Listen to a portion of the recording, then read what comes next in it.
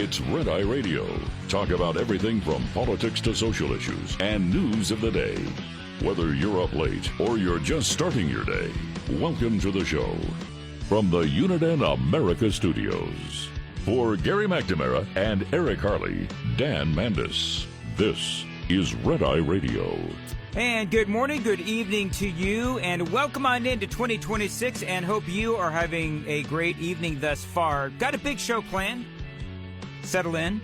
Fresh look at the midterms now that we are officially into 2026 and the midterm year. Elon Musk is all in on helping Republicans keeping the majorities, and that is huge. We'll get into that as well.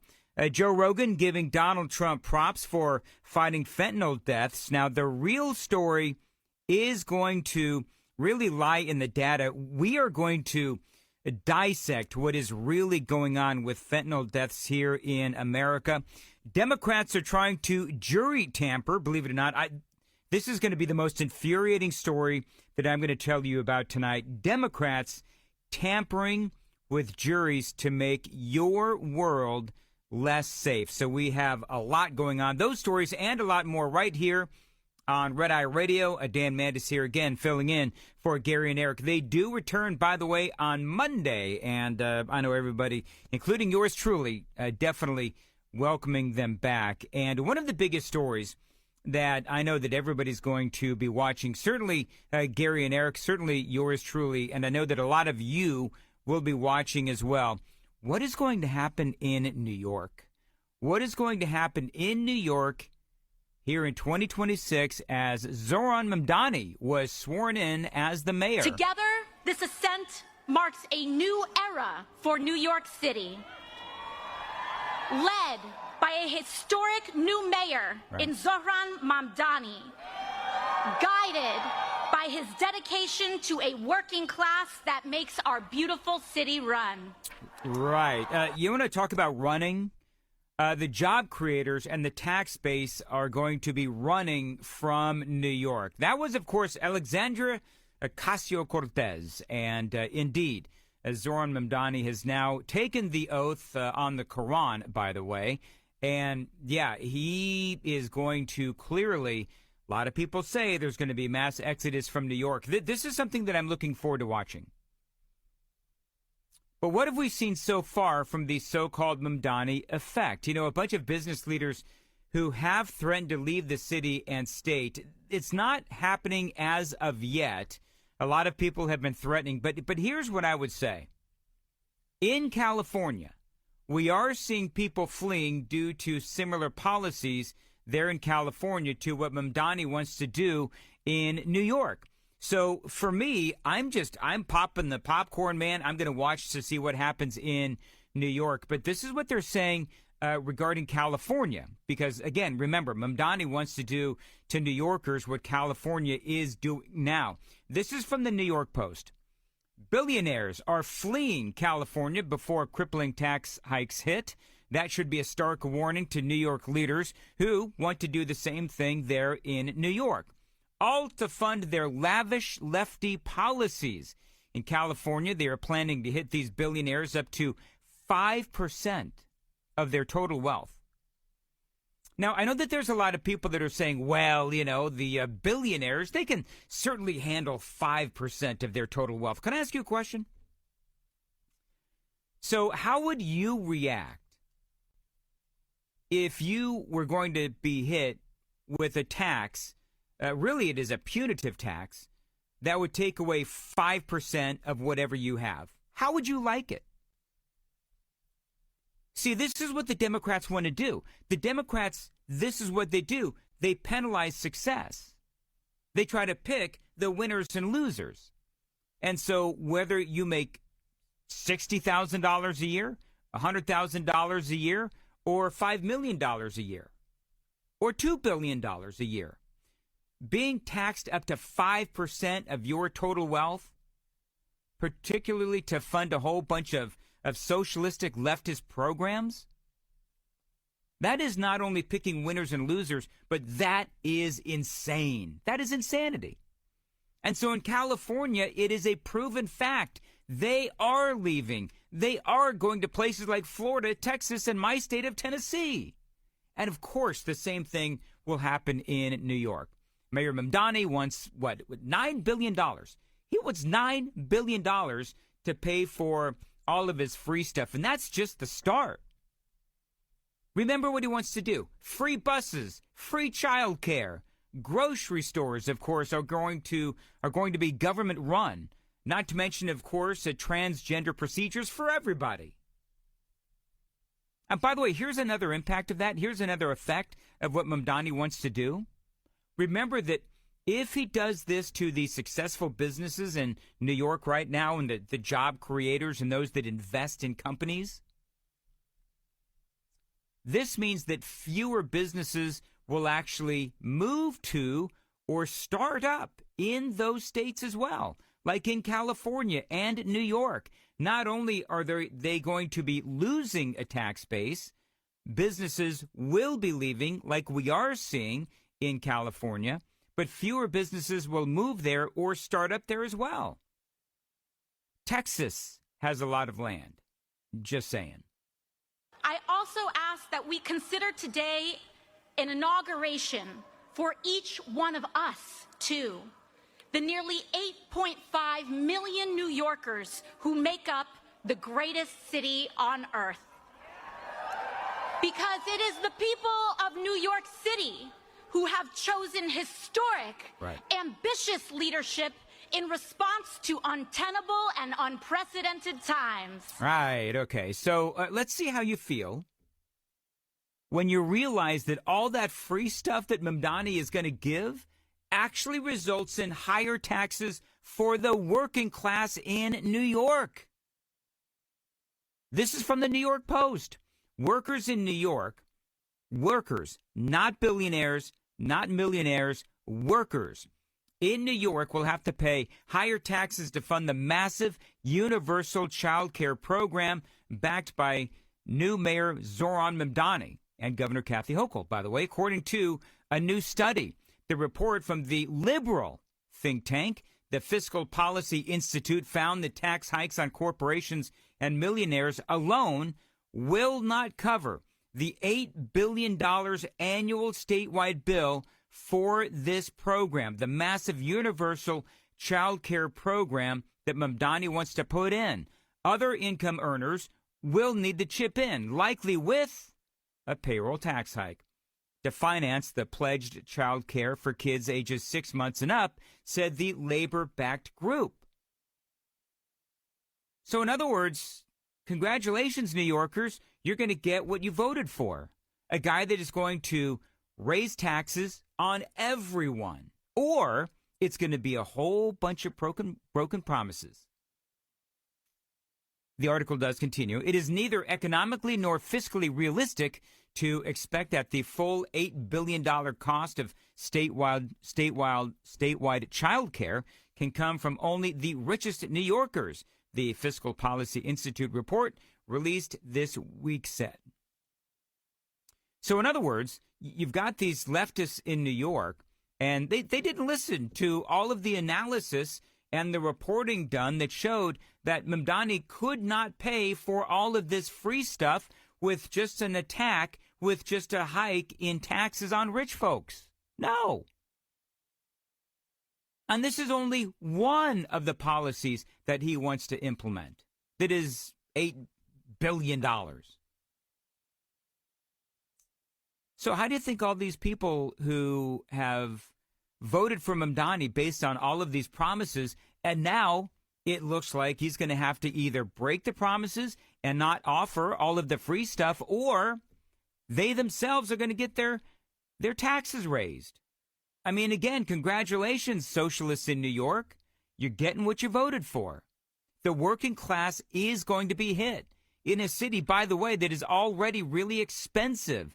You know, here's the thing. It always just, it sounds so easy, doesn't it? Hey, free stuff for everybody.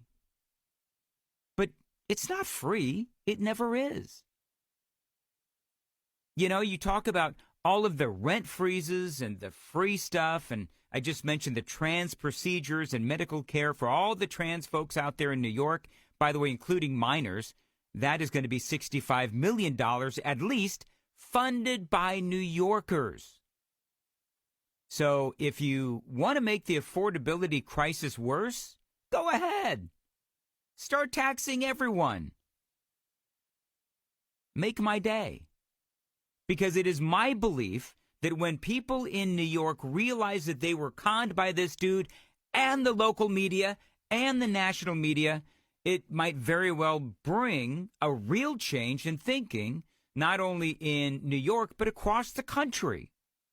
My only hope that the socialistic disaster of New York happens before the midterm elections, so people can see what the Democrats are all about.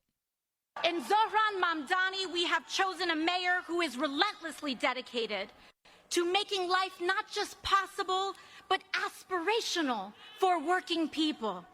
New York City has chosen the ambitious pursuit of universal child care, affordable rent and housing, and clean and dignified public transit for all. And we have chosen that over the distractions of bigotry and the barbarism of extreme income inequality.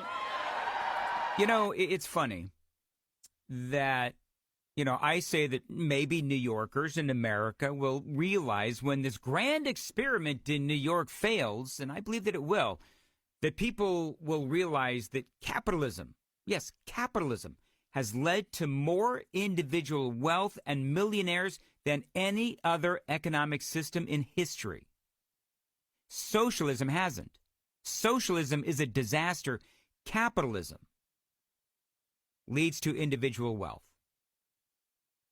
And you know what happens when millionaires are created through capitalism? Jobs are created through innovation, investment, risk-taking. And even though the guy who makes those investments and takes those risks may end up making millions, there's a ton of people who benefit along the way.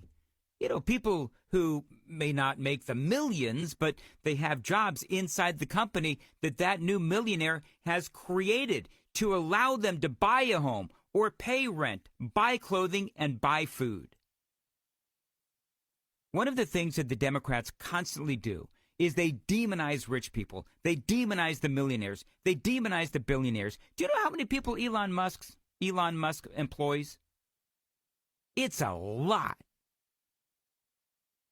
And that's the point. But see, those are the people, the Elon Musks of the world, the people who employ others through investment and risk-taking. Those are the people that A.O.C. and Mamdani, they hate and they demonize.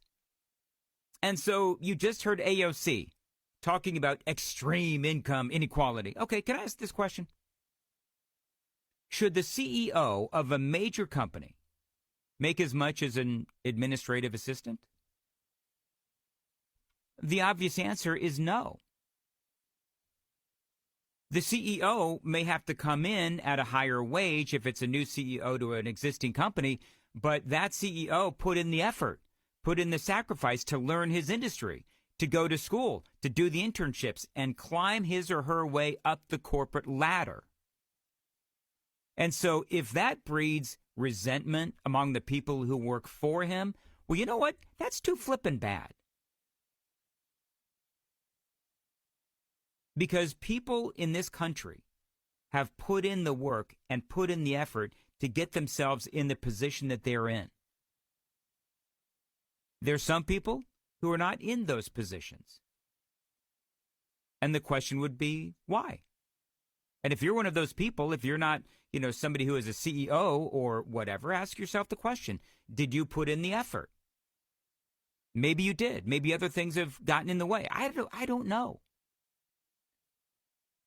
But just because I don't hate people who don't have, I also don't hate people that do have. But the progressives hate people who have worked hard and built companies on investment and grit and know-how and risk-taking. But realize the progressives' entire party these days, it is built on hate, it is built on envy, and it is built on division. And that if we can make it here, We can make it anywhere. New York City, this is an inauguration for all of us, because choosing this mayor and this vision is an ambitious pursuit. It calls on all of us to return to public life en masse. Now is the time for us to turn towards our neighbors, stand with them, and return to community life. A city for all will require all of us to fill our streets, our schools, our houses of faith, our PTAs, and our block associations as we support this mayor in making an affordable city a reality for all of us. So you heard a few important things in that clip, all right? If we can make it here, we can make it anywhere, meaning that she would love to take this wonderful slice of socialism national, as in the White House or in other Democrat-run cities. But can I ask this question? She's talking about how she wants to make New York an affordable city for everyone, and the streets will be safe, and neighbors will talk again, and dogs and cats will be able to live as one, and all of the rest of it. But does she know that New York has been run primarily by Democrats for years now? That's right, years. You have Democrats that have run the city in the mayor's office for 40 of the last 55 plus years. You have, I'm going to go through the numbers coming up next. By the way, 866-90 Red Eye, got a lot more straight ahead. Brought to you by Hot Shot Secret. Hi, I'm Jen Loomis, a transport safety expert at J.J. Keller. Compliance, Safety, Accountability is the FMCSA Safety, Compliance, and Enforcement Program. Its goal is to hold motor carriers and drivers accountable for highway safety. CSA does this by assessing the safety performance of motor carriers and drivers. Motor carriers are assigned a score. The carrier is then grouped with other carriers who have had a similar number of safety events. Carrier scores within the group are then ranked. Low scores are better, so carriers with the highest scores are those that are most likely to be targeted for intervention by the FMCSA. Interventions range in severity and may include warning letters, roadside, off-site, or on-site inspections, civil penalties, or operation out-of-service orders. This tip was brought to you by J.J. Keller & Associates. Visit us at jjkeller.com. Get in touch with Red Eye Radio, toll free at 866-90 Red Eye.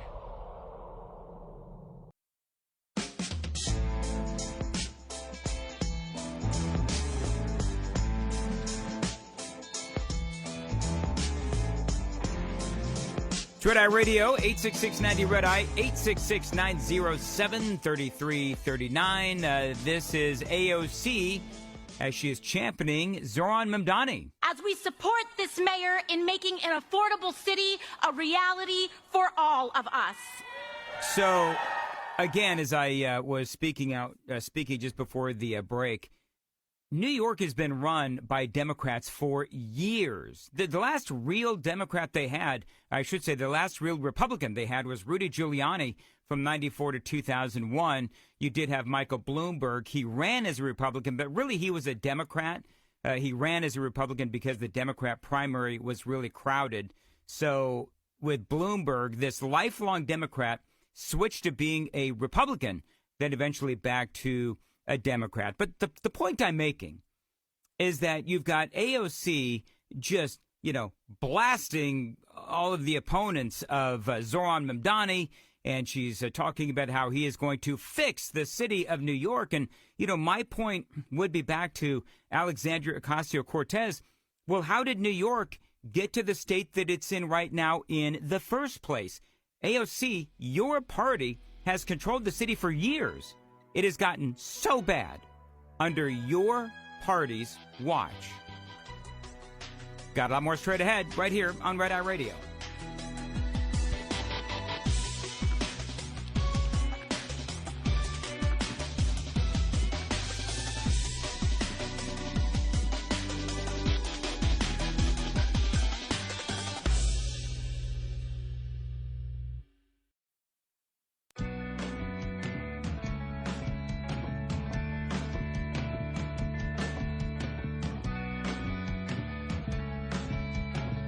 Red Eye Radio from the Uniden America Studios. Now, for Gary McNamara and Eric Harley, here is Dan Mandis.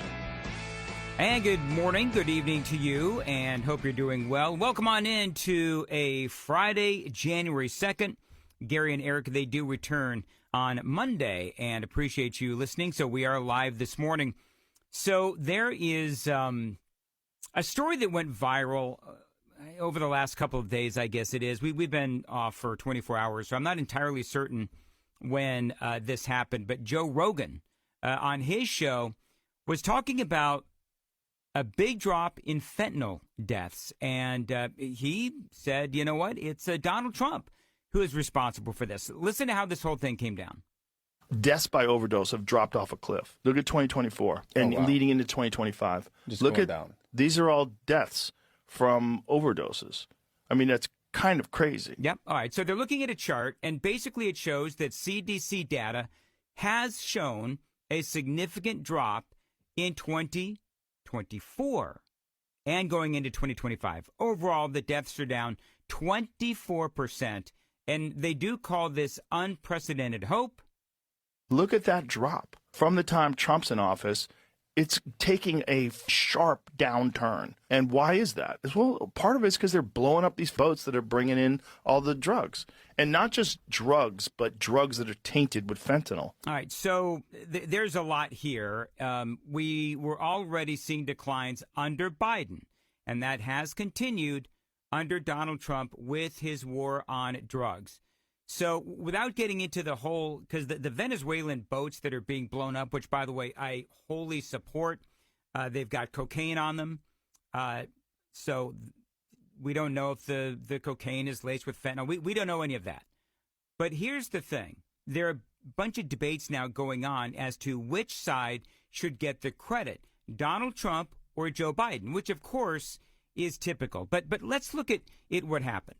So the big drop, and this is going to get a little wonky, but Democrats are like, oh, look, it was Joe Biden in 2024 that stopped the drug deaths. Republicans are saying, oh, look, how great it is that Donald Trump saved lives.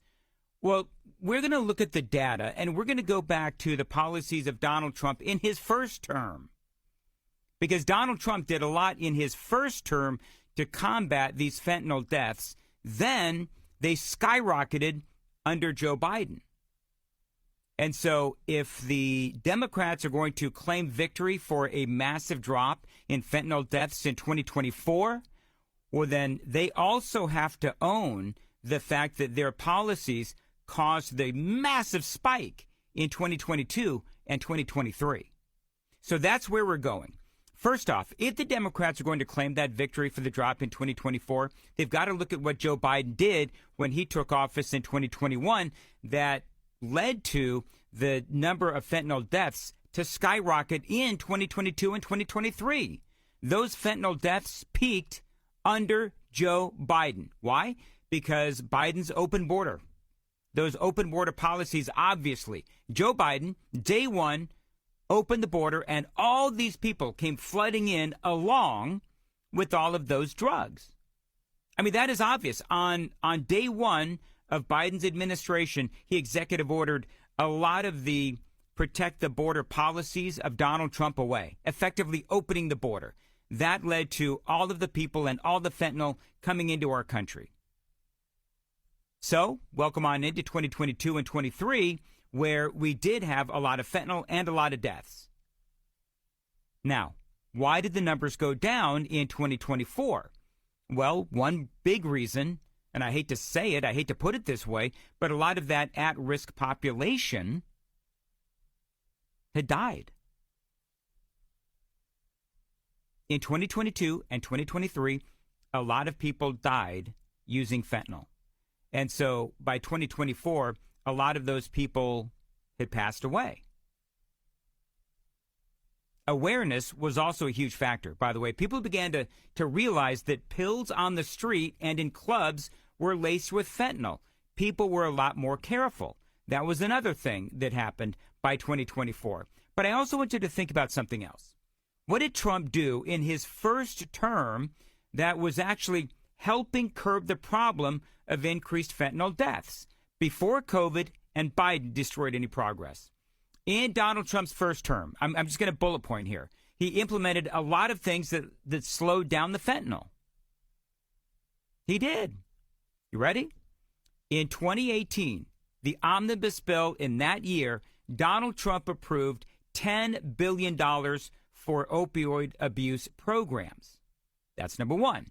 Number two, he signed the Support Act, which was huge. He expanded access to treatment programs. He targeted smugglers. He expanded access to medications to help abusers get off drugs. One of the big things that Donald Trump did in his first term was increase access to Narcan. You know what Narcan is, right? So if somebody is, passed out and dying from a fentanyl overdose, you take that Narcan and you give it to the people that, have overdosed, and they immediately come back. And so what Donald Trump did is he increased access to Narcan across the country so that it would be carried by first responders. So those are the things that Donald Trump did in his first term that led to a decrease in fentanyl deaths. Trump did a lot of things that helped the war on drugs. We saw some results, but then COVID happened. That increased isolation. That led to increased deaths. Everything was disrupted. The programs that Donald Trump had put into place were disrupted. Then Biden comes in, opens the borders, and destroys any chance of more progress. So with Trump, he did a lot of good things. And then, unfortunately, what did we see?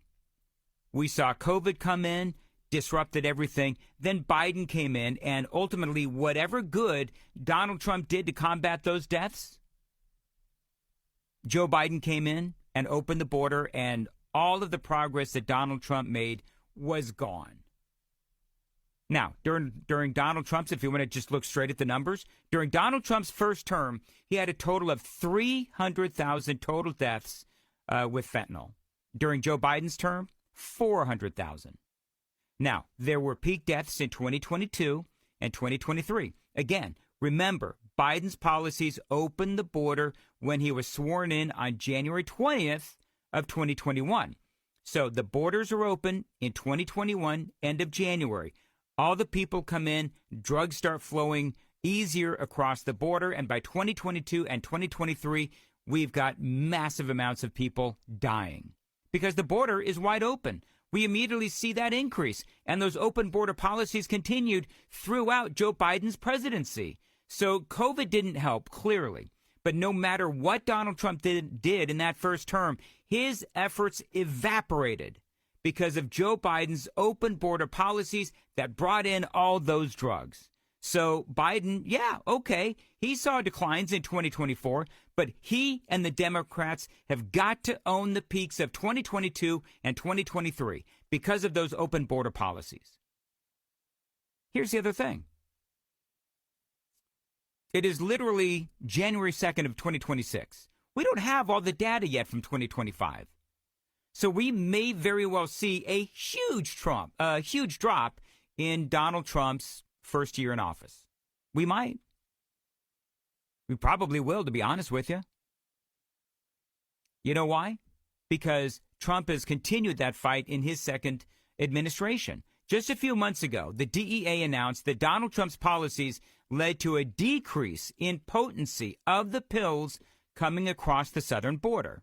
This is jaw-dropping data from the Drug Enforcement Administration. National lab test results on illegal fentanyl pills show a drop in the lethal potency of pills on the street from 76% 2 years ago to 29% today. The DEA says it's because the Trump administration is all hands on deck. We are targeting the global supply network of precursor chemicals that go from China into Mexico. Yep. And if we can impact that supply making its way to the Mexican cartels, there's less precursor chemicals available for them to make this product. The DEA says the cartels are being forced to dilute their product and even charge more per pill. They credit the administration for hitting the illicit drug trade from every direction. All right, so pills coming across the border under Donald Trump, less lethal.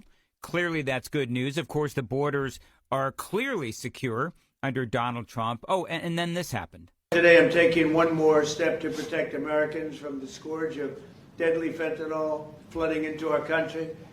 With this historic executive order I will sign today, we're formally classifying fentanyl as a weapon of mass destruction. All right, so that was a couple of weeks ago, mid-December. So you had some people saying, ooh, he can't do that. Well, Donald Trump did.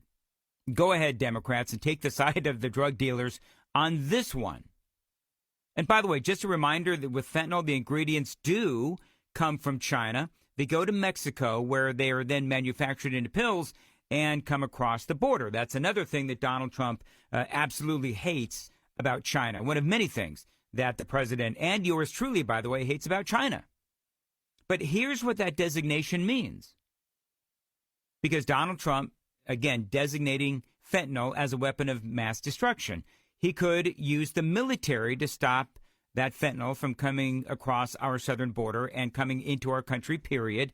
He has already designated the cartels as foreign terrorist organizations, which is also a very big deal. He's talking about harsher penalties for dealers, more resources to fight the fentanyl, among many other things. So listen, the bottom line with all of this is that Donald Trump's policy can be defined in this short 23-second clip. If you are declaring war against these cartels and Congress is likely to approve of that process, why not just ask for a declaration of war? Well, I don't think we're going to necessarily ask for a declaration of war. I think we're just going to kill people that are bringing drugs into our country. There you go. Okay? We're going to kill them. You know, they're going to be like dead. I love that. And here's the thing. And we keep seeing this over and over with the Democrats, that what part of what they're going to do is they will take the side of literally fentanyl. They'll take the side of the drug dealers, and because we've been seeing that already. And so when you see all the Democrats and they're going to say, Pam Bondi, actually, there was this, and again, you know, and I'm not bashing Joe Rogan, but it feels like Joe Rogan sort of got caught in the same thing that Pam Bondi got caught in, which is this graph came out, and if you looked at it and you didn't look at it closely, it looks like this was, you know, all Donald Trump's doing when, okay, we don't have all the data in for 2025 yet, and the big drop came in 2024. Well, Pam Bondi posted that to her socials, and unfortunately, when she did that, it was pointed out, Pam, that actually shows all of those declines, or a lot of those declines, under Joe Biden. She actually ended up having to delete the post. But the reality is that the truth is that it's a lot more than just what you see on the chart, as I've just, you know, painstakingly exhibited. It's what did Donald Trump do in his first term, what happened when Joe Biden came into office, what happened during COVID, where Biden basically invited all the cartels to send more fentanyl into our country. That did lead to that huge spike in 2022 and 2023. The big drop in 2024 isn't necessarily because Joe Biden all of a sudden decided to start fighting fentanyl. It's because the at-risk population had died, among other things. Again, there was more awareness. The Narcan was distributed across the country as well. And by the way, a lot of that awareness came during the Trump administration. So again, my simple message to Democrats, if you want to, you know, based on what you did, which was force Pam Bondi to drop that post about the fentanyl deaths in 2024 and 2025, again, if Democrats want to claim that victory in 2024, you also have to claim the failures of Joe Biden in 2021, 2022, and 2023. Got a lot more? Straight ahead. Lines open for your calls. 866-90-RED-EYE on Red Eye Radio.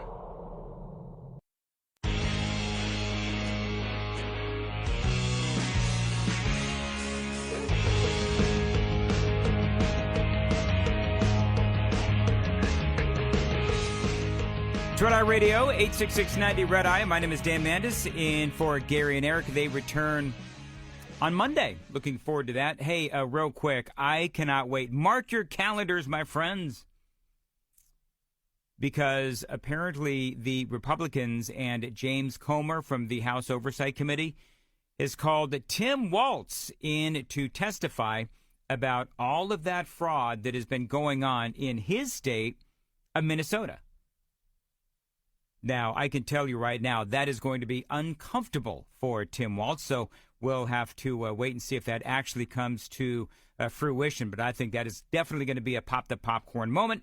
We have a lot coming up, including a Somalian has actually threatened the life of one Elon Musk. Did you hear about this? I've got a lot going on here on the radio program this morning. By the way, the text line is open if you want to text in instead of calling in, 615-737-9986.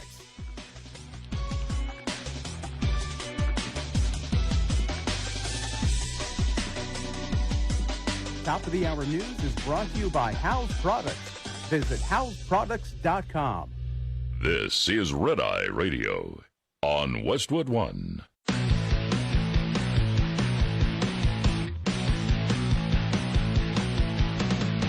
Now, it's Red Eye Radio. Talk about everything from politics to social issues and news of the day.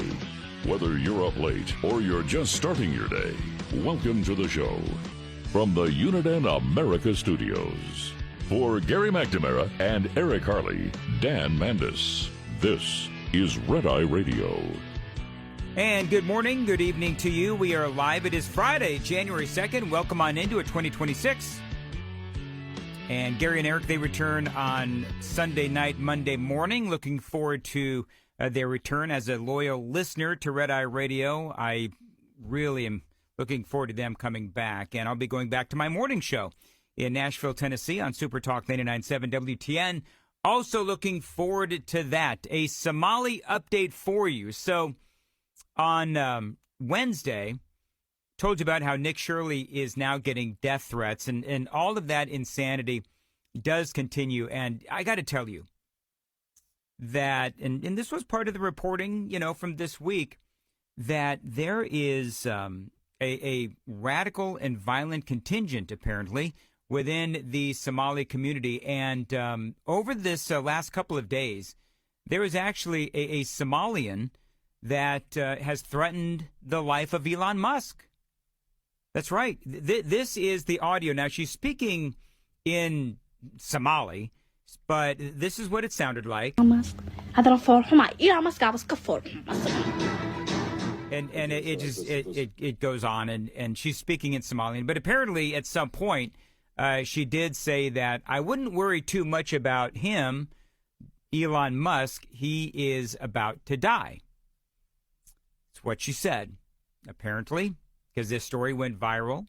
So Elon Musk, who saw this, then has reposted it and commented on it and said, then it is war. So this is getting pretty scary, as a matter of fact. The situation continues to unfold. I want to play you a piece of audio just real quick, because there have been a couple of updates. We've been talking about this so much that I don't want to do a big focus on this tonight. There's a lot of news that I want to get to. But I want to play you this audio. This is on CNN.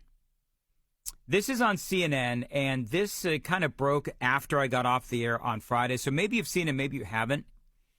But they're going after Nick Shirley. A lot of the various media outlets are going after Nick Shirley, basically saying that his reporting is wrong. This was on CNN. A woman named, get this name, Whitney Wild. Why did I show up one day in Minnesota and go to all these daycares, no children? They're receiving millions of dollars. We uncovered nearly $110 million in fraud in one day. How do you know that all the allegations that you're making are true? How do I know that they're true? Well, we showed you guys what was happening, and then you guys can go ahead and make your own analysis. We're coming so we can make our own analysis. Are you 100% sure you're true? Yeah, I am 100% sure I'm true. So this Whitney Wild, and this also went somewhat viral over the weekend, over the last couple of days. So Whitney Wild then hightails it back to her hotel room and picks up the phone. Listen. CNN is looking into Shirley's claims. Hi, my name's Whitney Wild. I'm a correspondent for CNN. We reached out to several of the daycares featured in the now viral video. Only one daycare facility answered and said they are a legitimate business. Wow. So, hi, I'm Whitney Wild, and I just want to know, are you a legit business? Oh, yeah, we're a legitimate business. Okay, and then all questions answered. Nothing to see here, right? Whitney Wild from CNN? Are you kidding me? So I thought that was so funny. It's like, okay, Whitney Wild, you picked up the phone and you called one place who picked up the phone and said, oh, yeah, we're a legit business. Okay, good. We'll take your word for it. Unbelievable. Meantime, let's see here. There's a few other things that I want to get to. Tim Walz has been called to testify before Congress on the Minnesota fraud scandal. Was talking about this at the end of the last hour. Republicans in Congress have invited Tim Walz, Minnesota's Democrat governor and Kamala Harris's former running mate, to testify before lawmakers over the fraud scandal that has rocked his state. Representative James Comer, Republican out of Kentucky, he is the chairman of the House Committee on Oversight and Government Reform, scheduled a February 10th hearing featuring the governor. The announcement came several days after influencer Nick Shirley posted a video on social media alleging fraud at multiple Minnesota child care centers. Now, looking forward to that. Again, that is going to be on February 10th. An initial hearing on the matter is scheduled for just a few days from now, January 7th, according to the House Oversight Committee. They're going to call state reps Kristen Robbins, Walter Hudson, and Marion Rarick. They're all listed as witnesses. Now, that Kristen Robbins, I played you her audio on Friday. She is part of the Minnesota State House, and she is in charge of the Committee on Corruption. She's also running against Tim Walz for the governorship for the fine state of Minnesota. And so she has been calling out this fraud, and Tim Walz not doing a damn thing about it for a long time. In a statement, Comer accusing Walz of being asleep at the wheel, while federal prosecutors say hundreds of millions of taxpayer dollars were siphoned from a child nutrition program. It's actually more like, I don't know where this, I think I got this from NPR. It's billions of dollars, not millions. It's billions. Billions of dollars of taxpayer monies were siphoned from various programs, and they're calling it the largest COVID-19 fraud scheme in the country. I mean, you go back, because the numbers, some people have asked me about this. Why do I read, people have said, why do I read some stories that say $1 billion has been stolen? Others, 8 billion, others, 9 billion, others, 18 billion. What's the real number, Mandis? Well, it depends on how far back you want to go. Because, again, this has been going on for years and years and years. So, frankly, I mean, I've been going with the anywhere from 8 to 9 to 18 billion. They really, to be perfectly honest, they don't know. They don't know how much money has been stolen. I mean, that's part of the problem. Meantime, this headline: Donald Trump's Department of Health and Human Services is now freezing federal child care funding nationwide after halting funds to Minnesota amid the Somali daycare scandal. So we've been hearing, since we found out what we found out in Minnesota, we've been hearing there is possible fraud in Maine and Ohio and the state of Washington as well. Now, apparently, ABC News is reporting this nationwide pause, quoting an HHS official who said that federal funds would be released only when states prove that these funds are being spent legitimately. HHS spokesperson Andrew Nixon telling the network that recipients of federal tax dollars, even those not suspected of fraudulent activity, would be required to send HHS administrative data for review. He says it is the onus of the state to make sure that these funds, these federal dollars, these taxpayer dollars, are being used for legitimate purposes. Nixon telling ABC News. So there is a lot of hysteria going on over that as well. So there has been some updates, not a huge amount. One of the daycare centers, and I thought this was interesting. One of these daycare centers in Minnesota say that someone broke in and stole some really important documents. I don't know if you heard this story. I thought this was interesting. The reason I thought this was interesting is because my question is this. How do we know that these documents were actually there? In other words, I'm just musing here. I don't have any proof. I don't have any, facts or whatever. But when I saw the story that this Somali-run daycare was broken into and a whole bunch of documents were stolen, my immediate thought was, how do we know those documents existed in the first place? Because, as we know, a lot of these daycare centers, they are accused of being fraudulent. And Nick Shirley went to these various places. There were no kids there. So how do we know that these documents existed? Maybe what is actually happening is the Somalians never had the documents in the first place, and somebody, I'm air quoting here, broke in to steal the documents to explain why they don't have their documents. And by the way, wouldn't all that stuff be on a computer? Wouldn't that be on like a hard drive or something?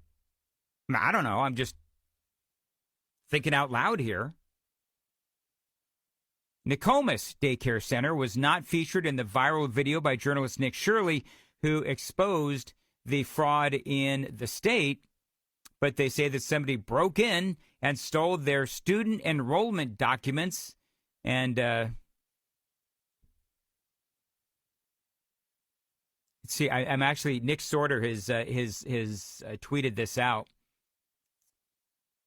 Somali daycare who falsely claimed someone broke in and stole their student enrollment documents are now showing off where the burglar entered. Unfortunately for them, the cuts in the sheetrock seem to have been made on the inside, not the outside. Oh, my goodness gracious. How funny is that? Okay. And by the way, here's another funny thing about this. Is that the guy who was talking about all of this, like nobody believes him.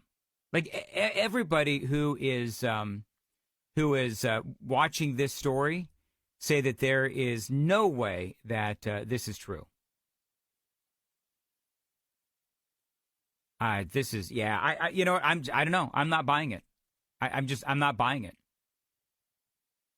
The other thing you could say, if I was going to take the Nokomis Daycare Center side, one of the things that maybe I would say is that maybe, somebody like Nick Shirley broke in so that they could steal the student enrollment documents so that they could maybe either expose them or to try to steal the students' private information. So I don't know. For me, I think this whole thing is I think the documents being stolen from this particular daycare, I think it's all just a bunch of, I think this is just a continuation of the fraud. I do. I'm sorry, but I don't trust these Somalis as far as I can throw them. Especially now that they're calling for, the death of Elon Musk. Are you kidding me? Really? Apparently one of these Somalis as well, apparently one of these Somalis was wearing like a watch worth like thousands of dollars. And people are asking the question, where did you get the money for that watch? That really expensive watch that you're wearing. $2,300, I think is what they said this watch was worth. So where does this Somalian daycare worker get the money to spend on a $2,300 watch? So, there's so much to this story, and the more that the media, and I'm going to air quote this, the mainstream media or the legit media networks are trying to fact check Nick Shirley, at least to me, the sillier they look. Because one of the things that they'll say is, some of these daycare centers haven't been in operation for a while. Okay, well then why are they still getting the money? Right? And I like what Nick Shirley said. Nick Shirley says, I did what I did. I went to these daycare centers. I had the documentation. I had how much money they've received in federal grants with taxpayer dollars. And there was nobody there. And the locals say there's never any kids there. So you go do your own research. I did mine. You go do yours. Because clearly the local media and the national media, even though this has been known for quite some time, they didn't really do anything about it. They didn't go after these these daycare centers. They didn't go and they didn't pull the documents from the state government and all those things. They didn't go and talk to the 400 state employees who've been calling all of this out, only to be shut down by the governor, Tim Walz. That's why I'm looking forward to Tim Walz being grilled in February on all of this in front of a congressional hearing, in a congressional, either it's a committee or subcommittee. But dude's got a lot of questions that he has to answer. And he's not going to be able to, bloviate his way through this. He's going to have to answer the questions. That's why the initial hearing is so important, because they're going to be gathering information from the state Republicans about all of this, and then they're going to have that ammunition to use in their questioning of Tim Walz. And I cannot wait. If you can't call in, you can text in 615-737-9986. If you want to call in, the phone number for Red Eye Radio, 866-90-RED-EYE. We'll return next. This morning's USDA Farm Report is brought to you by House Products.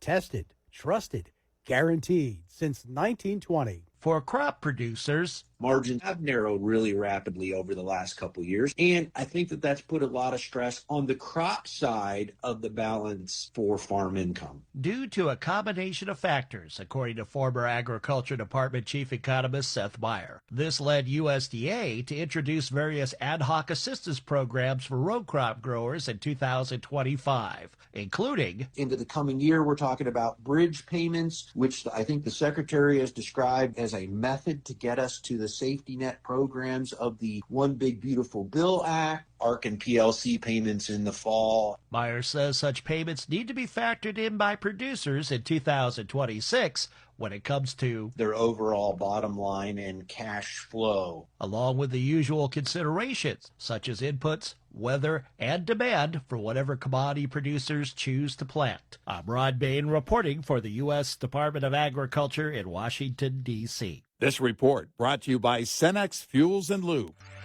Lines open for your calls. 866-90-RED-EYE on Red Eye Radio.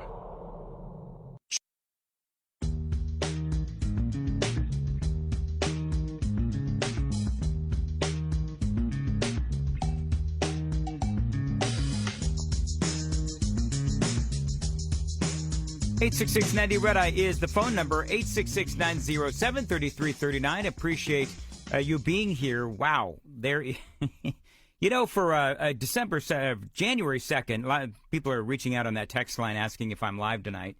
We are. It is a Friday, January 2nd, and my days are all messed up. I don't know about you, but with the holidays coming in the middle of the week and this being an overnight, it gets a little confusing, even for the host. So, yes, we are live. It is Friday morning. It is January 2nd. And then a couple of days off. And the guys come back on Monday. I go back to my morning show in Nashville on Super Talk 99.7 WTN. But between then and now, we do have a lot to cover here on Red Eye Radio. I've got a little bit more on Somali fraud, so we do have that to continue to cover. What is going on in 2026 regarding the midterm elections? What does the latest polling tell us? So I've got that story for you as well. I love the fact that Elon Musk is apparently all in. That's right. Elon Musk is all in on funding the Republicans heading into the midterm elections. That is huge, because I'm just going to be honest with you, friends. The polling for the midterms does not look that great for Republicans. It doesn't. So we'll get into that as well. But I'm just here to tell you, between now and November, the midterm election, that is not only a lifetime, that is 2 lifetimes to go before the midterm elections. There's a lot to go between then and between now and then. So we'll continue to talk about what Donald Trump is doing to help the American people regarding the economy and affordability. You probably, maybe if you've been listening to me the last week or so, fill in for the guys. I have a lot of positivity here in 2026 as we begin the new year. I am looking forward. I cannot wait to see what happens. We'll talk about the economy, Donald Trump's economy, and your economy coming up next.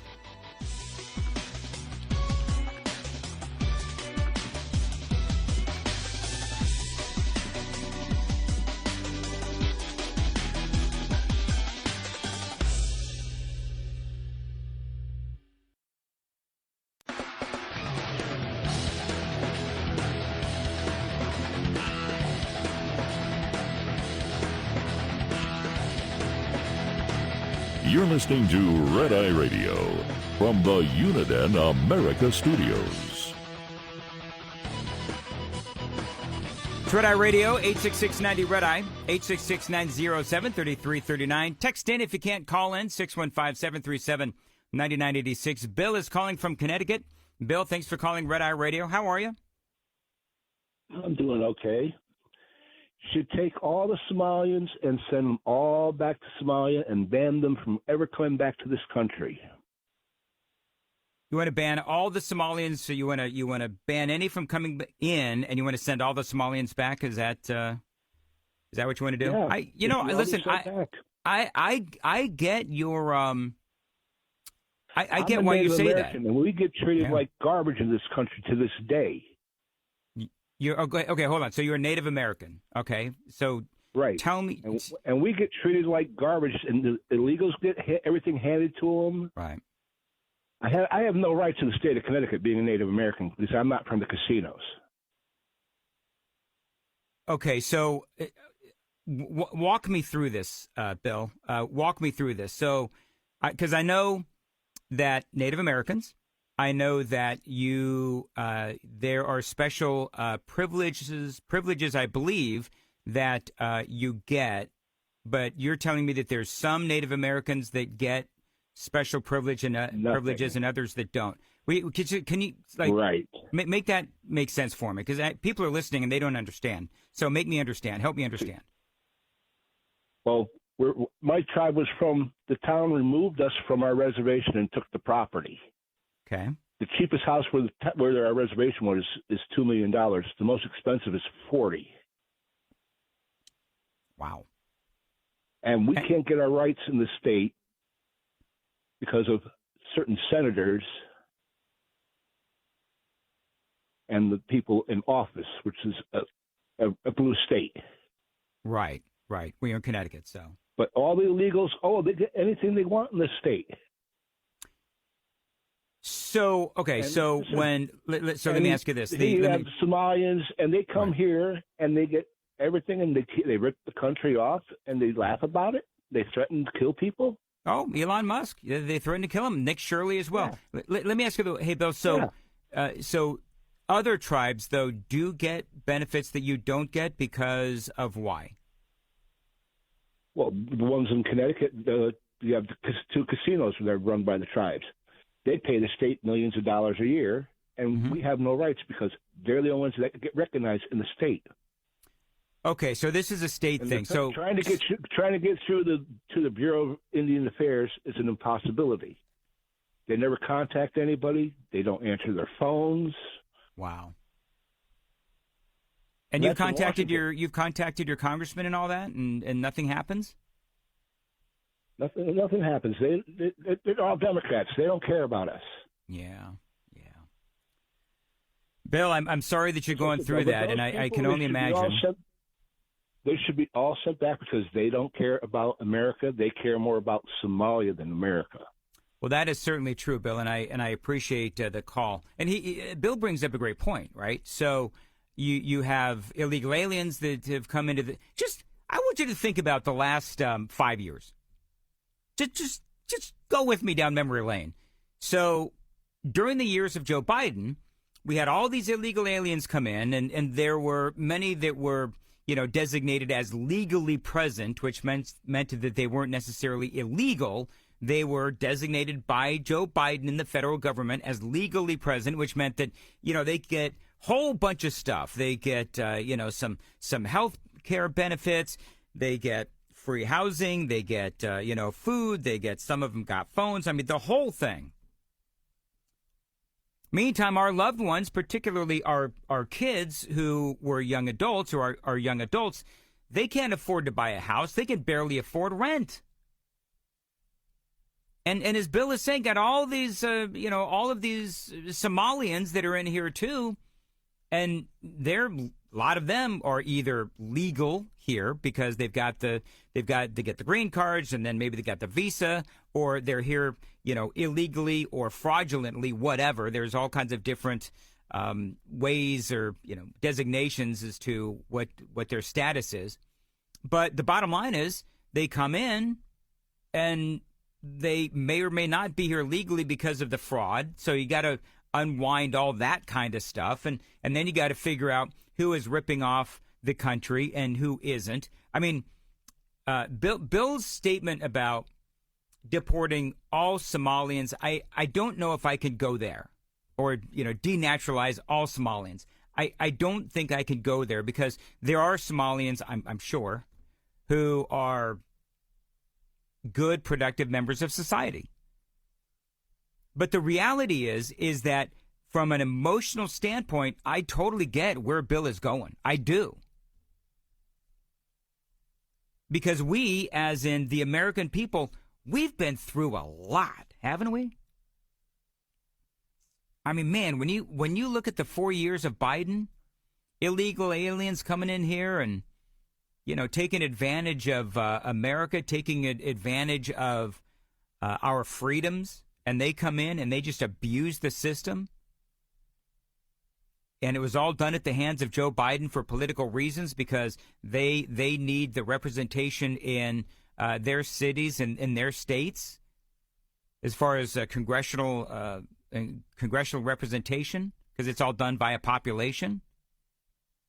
Meantime, our own people are suffering. Bill is absolutely right. The whole, Native American thing, I get what he's saying. I don't know the details on all of that, but, I get it. I mean, even put all that aside, the politics of being a Native American, put all that aside. But when our taxpayer dollars, and somebody hit me up on the text line and was trying to understand the difference between, like, state taxpayer dollars, right? So state taxes in Minnesota and federal taxes, and I had explained to the person texting in, no, these were federal tax dollars during COVID that was sent to states. And so the federal government would send money to the states. The states would use that money to, reimburse, child care centers and health centers. And, they would use it to help these particular businesses in the states. Well, the Somali-run businesses were fraudulent. And so they were getting all of this money, like they're getting reimbursed or paid. Some of these daycare centers, they're supposed to have 75 to 80 kids. So they tell the Minnesota government, hey, we've got 80 kids in our daycare. They don't have any in the daycare. It is a shell. It is literally an empty room. But they're telling the government of Minnesota that they've got 80 kids, so they get paid for 80 kids. And that money was federal money, federal taxpayer dollars. So if you live in California, if you live in Illinois, if you live in Tennessee, doesn't matter where you live. That money was used fraudulently, and the Somalis ripped you off. So yeah, if you're a Republican, clearly, and you detest fraud, you're really angry about this. Oddly enough, a lot of the Democrats are silent on this stuff, which is insanity. Absolute insanity. So the more we hear about the Somali fraud, the angrier I get. And I get that it's frustrating that now we have the Trump administration. Apparently, as I mentioned before, they're halting the HHS is halting all of that money that is going to the states to reimburse for child care. And but I get what the Trump administration is doing. I totally understand that, because we have been burned. We've been burned many, many times when it comes to the fraud, whether from, illegal aliens coming into our country or the Somalians that have come into our country and taking advantage of our generosity. That's the other thing. You got these Somalis, and there was, I don't have the audio, but they barely can speak English. So you got these Somalis that are upset because the Trump administration is halting the child care. And so they're all whining and crying about that. Well, you know what? You should have thought about that when you were ripping off our government. When times are good and the fraud is working, and, the government's in Minnesota is making it rain for you, and you got all the money coming in at the, taxpayers' expense, and everything's good. So the last thing I want to do is hear you whine about how now you're not going to have any money. It's like, sorry, but that's going to fall on deaf ears. Whatever money you've put away, I hope it'll go a long way when your ass is back in Somalia. Because that's what needs to happen to you if you've been ripping off our country. And as for the media, you got to love the media, like the audio that I played earlier from this Whitney Wild. Hey, this is Whitney from CNN. Are you a legit company? Sure, you are. Great, thanks. All questions answered. Lord have mercy. Speaking of the media, did you see this? This was actually really interesting. CBS Evening News has a new anchor. Now, I'm just going to tell you, I don't watch a lot of news anymore. I mean, I just don't, because I don't trust it. But they have a new anchor. His name is Tony Dokoupil. Dokoupil? I have no idea, but apparently he's the new anchor. But I want you to listen to this. This went viral. This went viral because he's got a promise to the people that are watching CBS News. Listen. On too many stories, the press has missed the story because we've taken into account the perspective of advocates and not the average American. Or we put too much weight in the analysis of academics or elites and not enough on you. Yes! He is so right. He is so right. I mean, you look at some of these people who, whether it's the networks or maybe CNN, even Fox News. You got all of the, and certainly MSNBC. You get all of these, inside the Beltway. Inside the Beltway, politicians and political strategists and all that kind of stuff. And this is what the Democrats fall into. This is part of what happens with the Democrats, where they'll look at something that Donald Trump does, and they'll start screaming about, I don't know, whatever it might be. They'll say he's breaking the law, or they'll say that it's unconstitutional, which is, that's all Supreme Court stuff, right? But they miss the fact that the American people are watching all of this take place, where Trump is simply trying to keep the American people safe, and they're siding with, for example, the drug dealers or the rampant, violent Venezuelans. And that's why they look so bad. And so this CBS News anchor is saying, you know what? You watch the evening news and you see, the news anchors and everybody in there, they're talking to political strategists.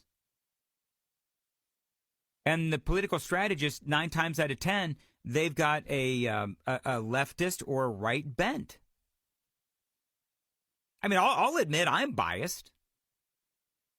because I'm a conservative. But I'm also not an esteemed news anchor. Clearly, I'm a talk show host. But I love what this guy's saying. And I know this because at certain points, I have been you. I have felt this way too. I felt like what I was seeing and hearing on the news didn't reflect what I was seeing and hearing in my own life. Yep. And that the most urgent questions simply weren't being asked. So here's my promise to you. Today and every time you see me in this chair, you come first. Not advertisers, not politicians, not corporate interests. Oh, he's got a lot more to say. It's all straight ahead on Red Eye Radio. Get in touch with Red Eye Radio, toll free at 866-90-RED-EYE.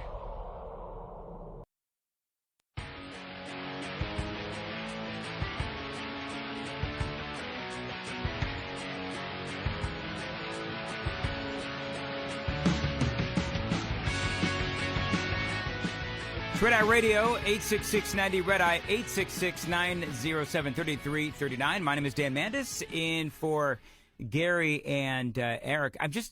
I'm listening to this audio of the new CBS Evening news anchor, and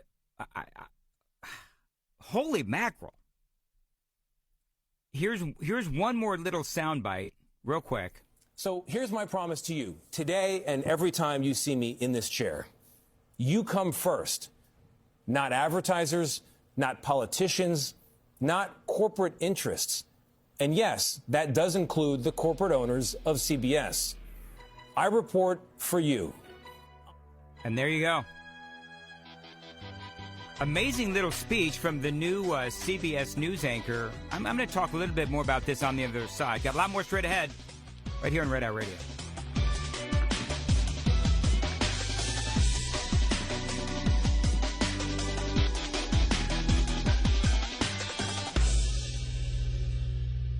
This is Red Eye Radio on Westwood One.